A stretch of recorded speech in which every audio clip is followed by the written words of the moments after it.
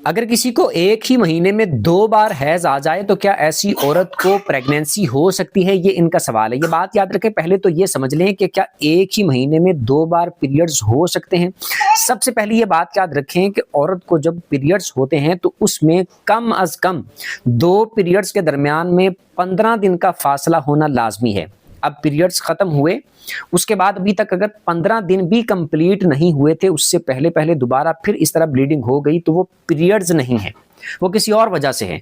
और अगर 15 दिन गुजर चुके हैं उसके बाद इस तरह अगर ब्लीडिंग होती है और वो इस तरह 3 दिन से कम अज़ कम 3 दिन और 10 दिन से कम हो, तो ऐसी सूरत में वो जो आने वाले पीरियड्स होंगे तो वो पीरियड्स ही शुमार होंगे।